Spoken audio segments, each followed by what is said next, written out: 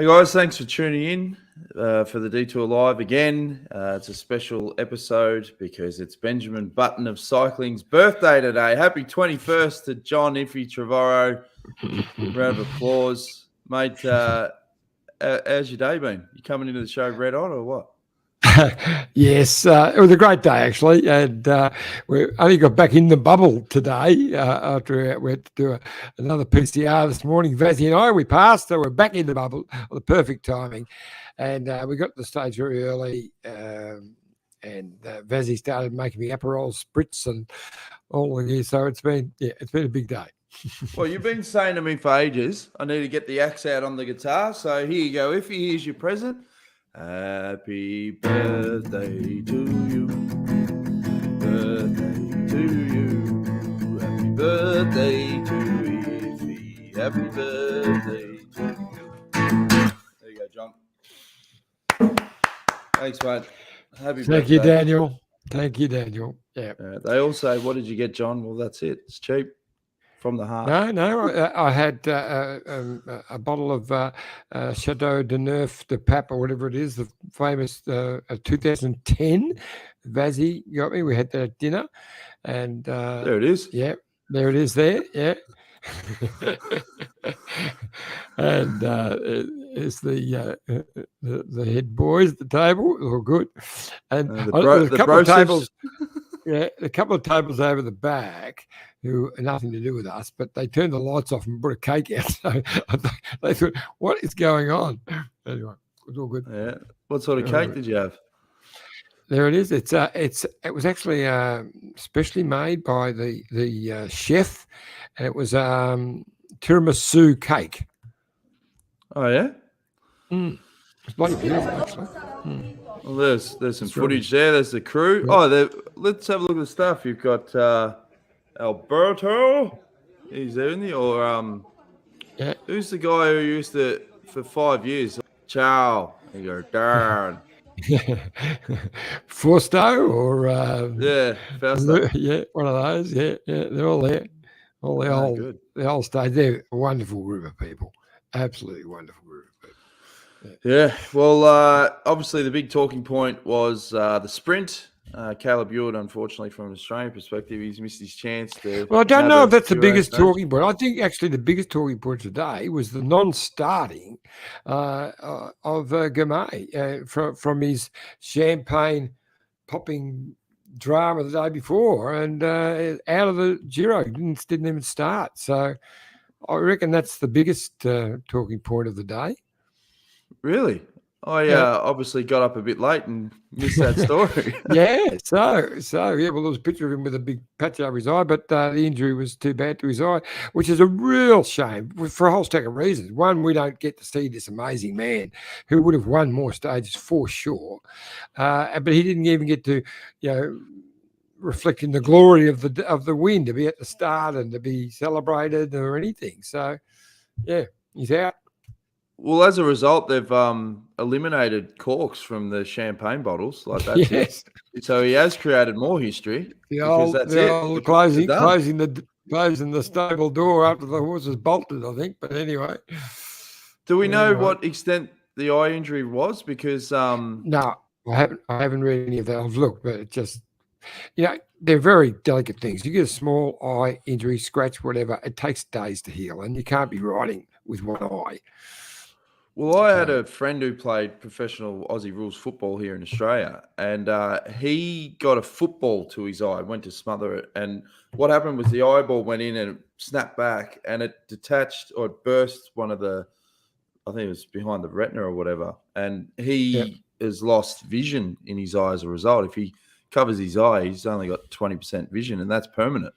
That was from a footy injury. So you're dead right. And the process of recovery he had a patch on, but he had to have the patch on for like 10 weeks and, not be, in sort of dark rooms and things like that.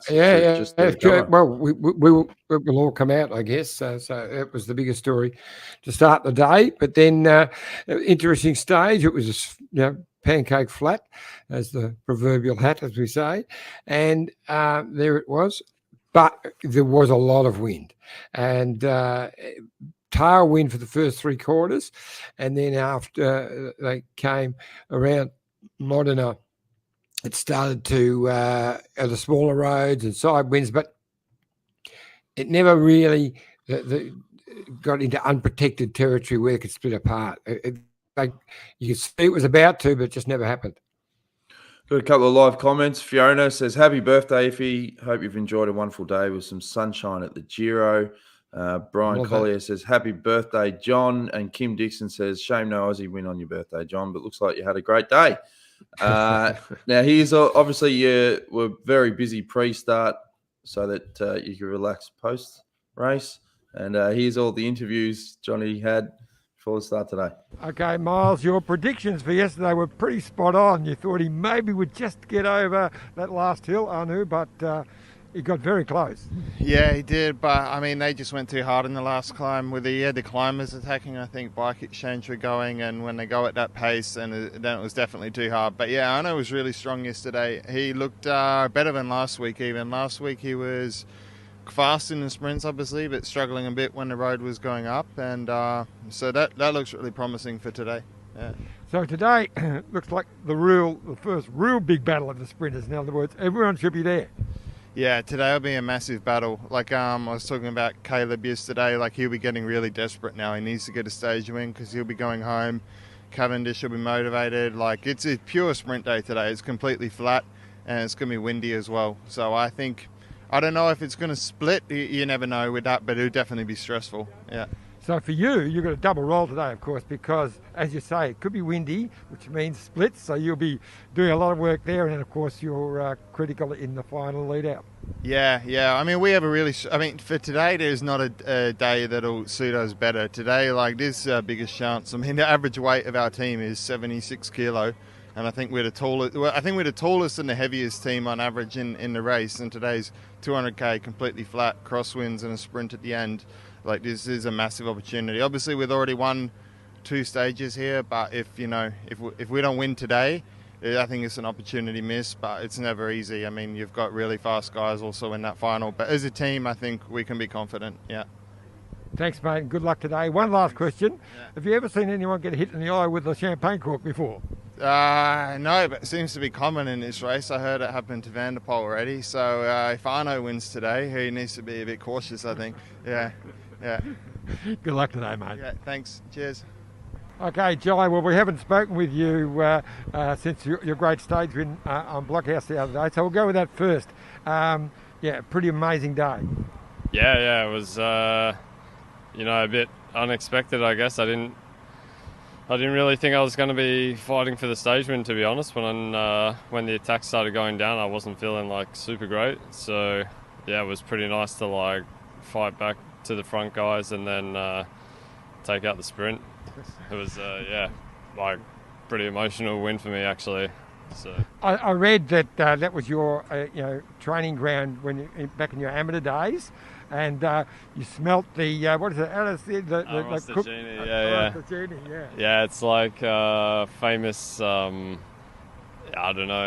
dish of that region of Italy. It's like barbecued lamb skewers. We were right into it, mate. It's probably like, oh, what's your back a sec? It's probably like some of the I don't know, some of like the worst quality meat you can get, and then you put it on a skewer and barbecue it with this special barbecue, but it's like pretty iconic and smells pretty great, actually. So yeah. Now today, it's not as stressful as far as it's as flat as the proverbial hat, but with a bit of wind that's predicted, it's always a dangerous splits. Yeah, it's probably the easiest day on paper, but I think with the conditions it's going to be pretty hard and pretty stressful, to be honest. I think the wind's quite strong, and a lot of the stages in like a straight line, and then we come to Bologna, and then I think after Bologna it'll be very stressful exiting the city, and then stressful all the way to the finish. Good luck today, mate, and we'll talk to you again before you get into the big climbs. Yeah, thanks very much. Also, just want to say yeah, big thanks for all the support from back home. It's been really, really special, you know, like all the people staying up late, watching the racing and, yeah, sending me messages and getting in touch with the team and everything. It's really special. So big thanks to everyone back home. Good luck, mate. So, Albie, Caleb, he looked in a bit of in a world of pain yesterday. Yeah, sometimes after a rest day, you go through rest day blues. He didn't have a good day, but he got through it. And today is one that we've had on the cards for a while now. So the best thing was to get through the day and concentrate on what's coming up today. So get through yesterday and concentrate on what's coming up today. It looks like, you know, with the terrain as flat as the proverbial hat, it looks like it will be definitely a bunch sprint unless the wind plays havoc. Yeah, that's right, Johnny. It's going to be a big tailwind for the first half of it, I suppose. But yeah, it is windy. It's probably the most windiest day we've had so far this Giro, so it is a factor we're taking into account. And obviously a flat day, as you mentioned, mate. So normally it should be a bunch sprint, but you know, with windy days, we have to be really alert on, especially in that last final half of the race. I'm really looking forward to this one because it is, you know, probably the real sprinters' day, and they're all here and they're all desperate. Yeah, exactly. Actually, Reggio Emilia's been in the Giro for a while now, and you know, big sprint stages always happen in Reggio Emilia, and today is not going to be any different. You know, it's been a bit of time between drinks before since the last opportunity for the sprinters, so it's, yeah, you got to take your opportunities when they arrive, so the sprinters will be aware of that, and yeah, we'll be going for it. Thanks, Albie. Good luck today, mate. No worries, thank you. Morning, Caleb. Firstly, you did look like you're in a world of pain yesterday. Yeah, yesterday was pretty bad. Got dropped quite early by myself, and yeah, obviously I had to try to make it within the time limit. So yeah, yesterday was hard. So what was the actual issue? Because normally you would handle that quite easily. You know, there were a lot of sprinters who stayed a lot longer than you who would normally be gone well before you. So was there any issue? Yeah, I don't know actually. I think you know, every now and then, you know, after a rest day, your body just like, sometimes it falls asleep on the rest day and doesn't wake back up the next day. And I think I had a bit of a case of that. So yeah, I don't know. Like you said, you know, usually I'd handle small climbs like that quite not easy, but I'd be able to hang on a lot longer than I did. But yeah, I was just having a super bad day, and yeah, I mean, it happens, and yeah, yesterday was one of those days where I just didn't have very good legs, and yeah, luckily I made it within the time limit though, and I can still try to go for the stage today. Well, today is, you know, everyone's saying the sprint day of the Giro. It's flat as the proverbial hat, and you know, it'll be a showdown between all you sprinters for sure.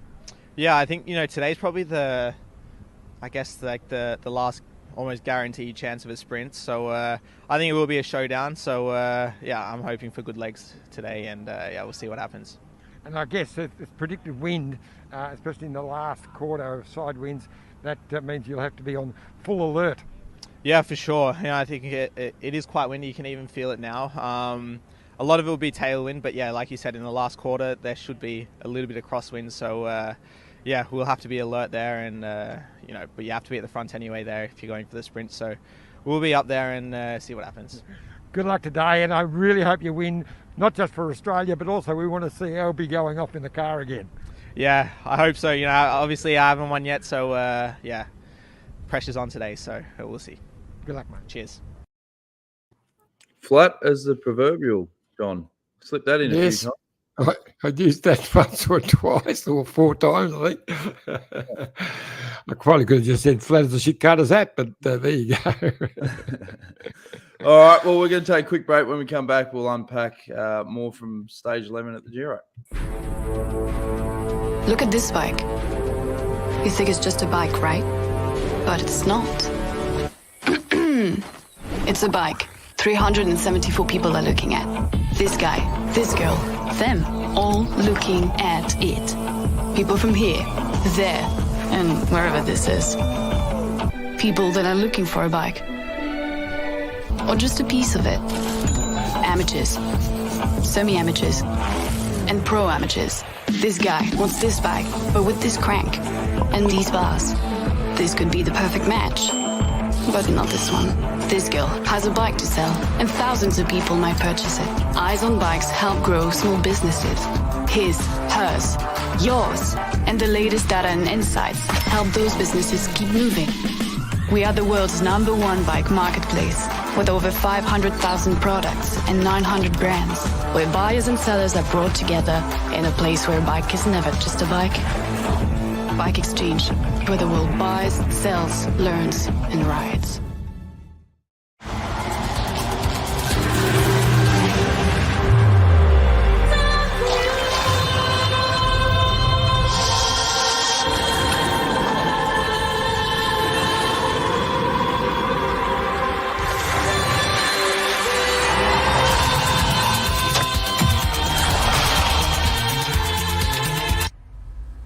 Feel more in every moment. The all-new Lexus NX. Thanks again to Bike Exchange. Head over to bikeexchange.com.au for anything you need to do with bikes, and Lexus of Blackburn.com.au. See Andrew Moore and the family. And we've got a photo, John, of the Bay Crits. Didn't forget Thanks, that. mate. Yes, I got that. There's Blake Quick and Ruby Rose McGannon, the winners of last January's Blackburn Bay Crits, popping out. And And also, John, off you go. Your chance today. No, it's you, mate. No. Head over to jaco.com.au for the 2022 range of camper vans and everything to do with the outdoors. They've got a fantastic new lineup, and they are the industry leaders for a reason. jaco.com.au. And as we always say, support the companies that support cycling, and they've gone absolutely gangbusters, particularly over the last couple of years with COVID and the lockdowns and people understanding how important it is to see a bit of your backyard. And they're industry leaders for a reason. They're bloody good at what they do. So go to jaco.com.au. Now, we've got a video of post-race reaction from Alberto Danesi. It was a fantastic win. And the Italian first stage winner for this year was definitely up and about. Yes, feels pretty special. And it's the Giro. And to be honest, it feels more special than the Vuelta. Because it's your home ground too. And I'm pretty close to my parents also. And I don't know what to say. It feels amazing. Yeah, and you're first Italian winner in this Giro. That's also Yes, hopefully I'm not the last one and we can get some stages. It's been difficult the first 10, but hopefully in the next 10 stages we can be good and can get some wins as Italians. Tell us about the sprint. That was a bit of a weird one, if I can say. Demar starting a bit early. Tell us about it.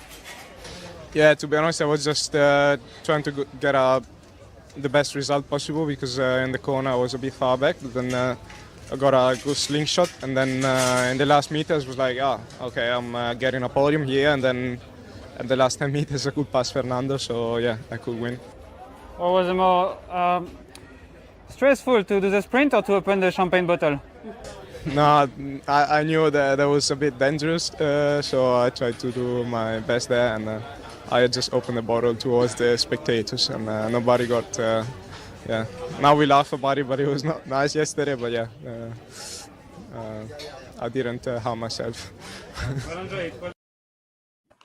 Geez, when you do think about it, like to be eliminated from a race because of a champagne bottle, and you think of, as you said, Gamay could have won more stages. He probably would have. Oh, no doubt. It is a big story. It's a huge story. One, he's the first black African to win a stage in a Grand Tour. Okay, there's the big story. And then he's the first person to get eliminated by popping themselves in the eye with a bloody champagne cork. So it's a double whammy. It's a really, and it's such a shame. It's amazing how quick this guy has come up, because not long ago, stages like that, everyone would just be talking about Matthew Van Der Poel. Oh, that's a Matthew Van Der Poel stage. Yeah, that's right. but it's all changed now. From the start of this tour, everyone's been saying, oh, it's the Matthew Van der Poel or Gourmet stage. He's straight away been put into that class. And I've never seen Van der Poel try any harder than on stage when he just got Gourmet. He had to use every bit of energy he had and collapsed, couldn't even talk. And Gourmet was fine. Just nearly got there, you know. He's amazing. Yeah, it's just such a real shame. But Alberto Danesi is also only young. And I remember he won the first stage of the last Sun Tour that we had, 2020 Sun Tour. First stage into Shepparton, beat very young Caden Groves. And then Groves, he's turned it around 2 days later and beat him in stage 3 into Wangaratta. And I think Caden won the last stage in Melbourne. But that's what I think you might have seen. He ran second or third, maybe third, I think, in the Cadell race, Danesi, in 2020 as well. Well, it's funny you're talking about Van der Poel and Gourmet. Matty Keane was talking on the Wenger show the other day for Cycling Tips about there was a social media post where Gourmet or whatever mentioned about, you know, in a journalistic comment, you know, it's good to go toe to toe with Matthew Van der Poel or whatever. And Van der Poel replied with a laughing emoji, as if to go, whatever, mate, you're putting yourself in my class. And that's why when he won, everyone said, who's laughing down? But it was good sportsmanship, as we said, with a thumbs up after the line. So, Karen Jones, happy birthday, John, from Karen and the Jones family. And thank you, Karen. Volker says on the SBS mic now, John, need a detour one as well. Happy birthday. No, just stick with where your bread's buttered, they say. With butter's breaded, yes. Yeah, that's it. Now, obviously, where to go to from here with Caleb. I saw a bit of commentary with a few of the guys saying, look, there's more to it than the physical. They're saying, you know, it is a big pressure cooker, you know, being a sprinter. And they said it just didn't look like he had the same fire in the belly. Does he go away now, recover? As I say, just go to the beach for a week, mate. You know, reset. You're in the bloody beach. You're in your beach. I can tell you one thing about Cadell. Caleb. About seriously, Caleb is as tough as nails, and he doesn't get done in the head. He just went off the boil a couple of days ago. Yesterday, seeing him drop so early on his own, having to fight all the way. He just didn't recover from that for today. Even though he was there, he was right there in the mix of the sprint. It was a great sprint. They all went early, whatever. And he was in the right spot. Caleb in form. I got in in form, Caleb would just have done exactly what Danesi did, sprinted down the side, but he just didn't have it. And he had really good form at the start. I reckon that form knocked a little bit out of him, but you know, one stage, if he'd thrown the bike properly on that other stage, he would have beaten Demar because it was 1 millimeter, and it was a terrible throw. That's what cost it in that stage. And we wouldn't be so 1 millimeter. We would be saying, "Oh well, he got a stage," but that's how close it is. So he was almost third, crashed, second by 1 millimeter, and now you know he probably. Look, I haven't said where he's going, but I wouldn't be surprised if he even starts tomorrow. But we'll see. But because he definitely isn't right. So, but he will recharge and he'll be winning stages in the Tour de France. I have no doubt. Yeah, Cycling Tips was also talking about in terms of sprint news. Tim Merlier apparently is going to be heading to Quick Step, and the Wolf Pack. Yeah, well, that poses a question: will Cav get a contract for next year with Quick Step? No. What do you think is going to happen with Cav then? I don't think he wants to go to Quick Step. I think Cav wants to have one more go at the Tour de France, and there'll be a team that will take him to the Tour de France next year. A huge publicity. He's still sprinting well. I mean, his stage win, just last week was fantastic. And I wouldn't be surprised to see him win another one. There's only a couple of opportunities coming up. If he gets through and he plans to go all the way, so he could probably win another stage. He won't get to the Tour de France this year, but he wants one last crack at it to break that record. So one of the small teams would be crazy not to take him. So that a deal will be done. You had any idea which team he'd be the best fit with? No, I don't know. I don't know. Look, there are plenty who would fit with. The small teams that ride the tour and don't get much of an opportunity. Cofidis. Well, he would fit right in there, wouldn't he? Got a pretty good sprint train as well. And the Gonsoni, he's pretty quick. Look, interesting, isn't it? Stage 12.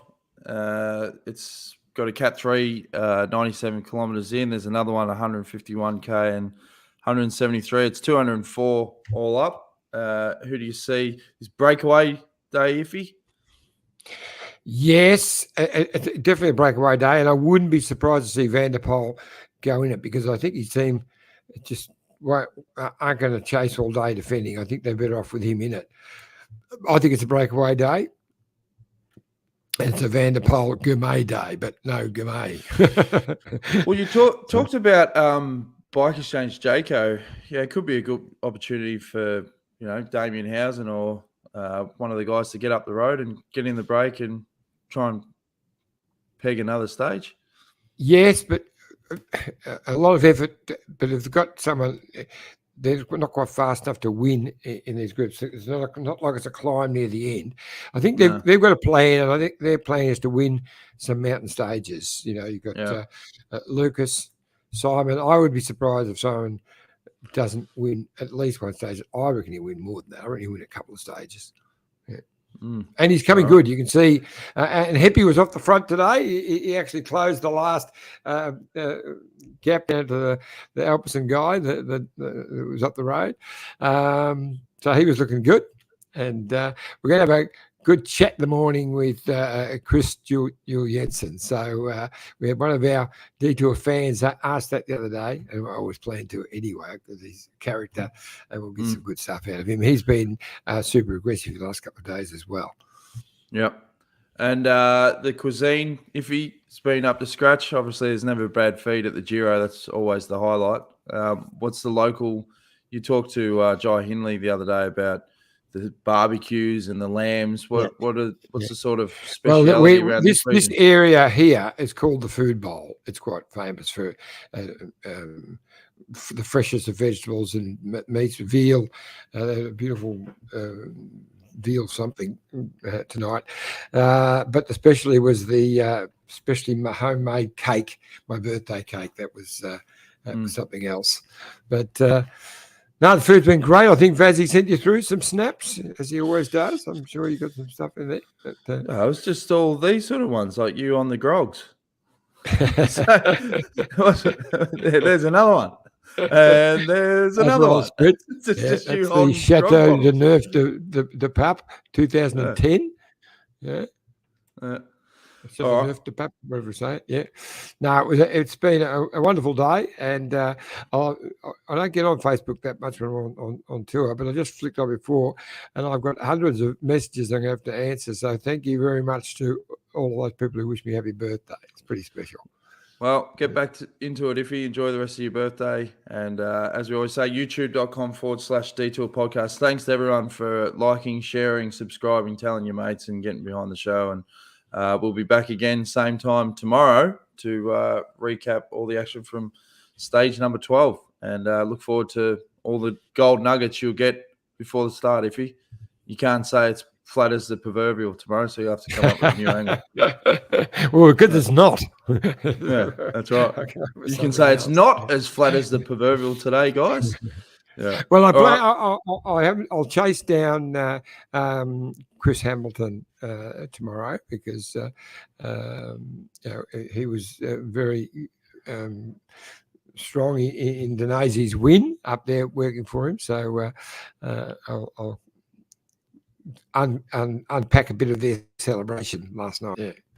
Sounds good. Stay tuned, guys. We'll see you again tomorrow. Cheers. This is the winning ride of the Tour de